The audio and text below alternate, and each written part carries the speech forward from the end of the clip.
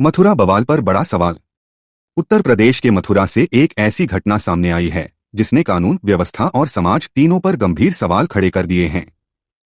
थाना कोसी क्षेत्र में देर रात लगभग 3 से 4 बजे के बीच चंद्रशेखर उर्फ फरसा बाबा ने एक वाहन को संदिग्ध समझकर रोका, लेकिन घने कोहरे के कारण पीछे से आ रहे एक ट्रक की टक्कर में उनकी मृत्यु हो गई। पुलिस जांच में अब तक यह सामने आया है कि रोके गए कंटेनर में सामान्य किराना सामान था, जबकि जिस ट्रक से टक्कर हुई उसमें तार लदा हुआ था। यानी प्रारंभिक जांच में गोतस्करी का कोई प्रमाण नहीं मिला है। इसके बावजूद इस घटना को लेकर एक बड़ा सवाल खड़ा होता है कि तथाकथित धर्मरक्षक और गौरक्षक कानून और संविधान से ऊपर कैसे हो सकते हैं।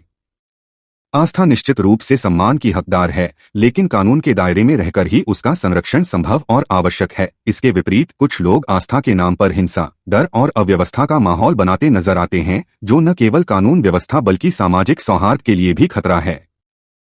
पुलिस के अनुसार यह घटना हत्या नहीं बल्कि एक सड़क दुर्घटना है, लेकिन इसे धार्मिक रंग देकर सांप्रदायिक तनाव में बदलने की कोशिशें भी सामने आ रही हैं, खासतौर पर ऐसे समय में जब देश में ईद उल फितर जैसे महत्वपूर्ण पर्व का माहौल है।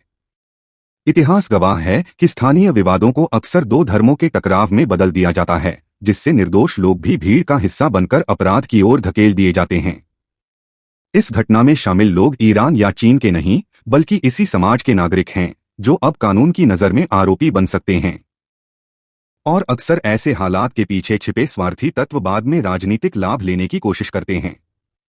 यही हमारे समाज की विडंबना है कि सच सामने होने के बावजूद हम भावनाओं में बहकर गलत दिशा में खड़े हो जाते हैं।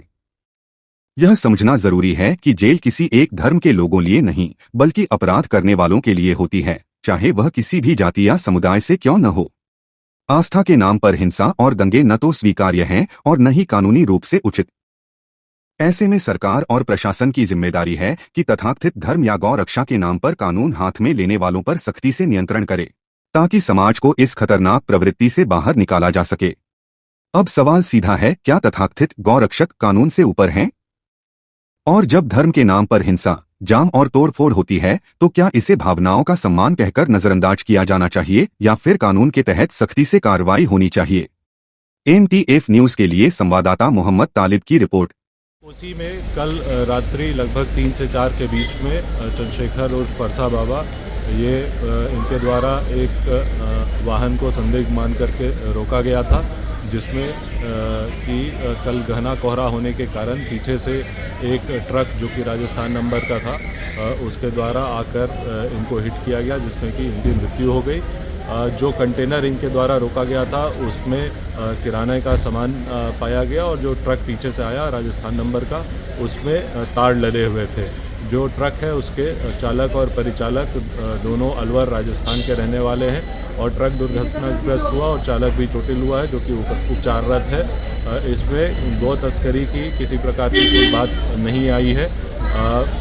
जो कुछ लोग इस घटना को लेकर के इकट्ठे हुए थे, उनके द्वारा थाना छाता में जाम लगाया गया व पथराव किया गया। आवश्यक बल प्रयोग करके जाम खुलवा दिया गया है। अग्रिम वैधानिक कार्रवाई की जा रही है।